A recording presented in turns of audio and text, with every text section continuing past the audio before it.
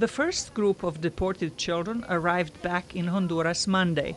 They were among thousands of unaccompanied minors from Central American states with the highest violence and poverty rates.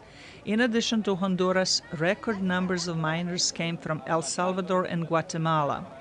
Honduran First Lady Ana Garcia de Hernandez was at San Pedro Sula's airport to welcome the deported migrants. This is the problem of the region, Central America, Mexico, and the United States.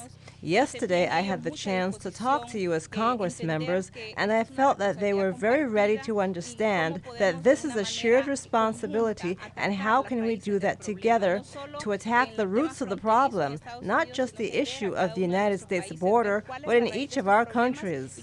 Most of the deported Hondurans were detained at the U.S. border at the end of June, after a long and arduous journey to get there. Hernandez said the government will launch an ad campaign to stop families from sending their children into the dangers that such a trip entails. Last month, a 15-year-old boy from Guatemala was found dead in southern Texas. Alan Perez, Guatemalan consul in Texas, says the boy apparently died from exhaustion.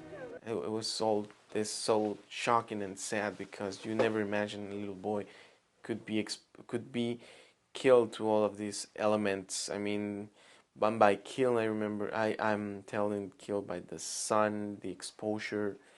It's so sad.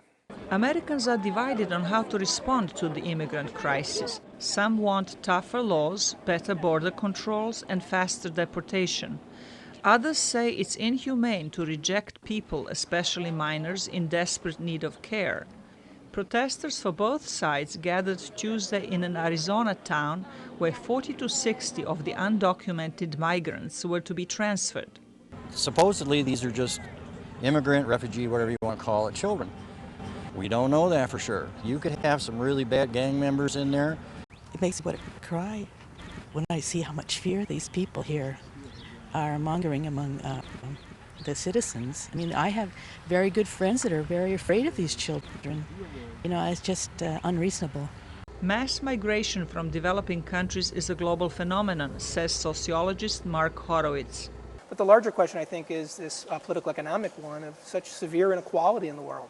And so, although it's not an easy solution, I think when the countries sit down, when we develop foreign policy and trade agreements with countries around the world, I think it's important for the wealthier countries of the world to be sensitive to the circumstances that lead to such mass emigration. Horowitz says only people in the most desperate of circumstances leave their homes and risk life and limb to reach another country. Zlatica Hoke, VOA News, Washington.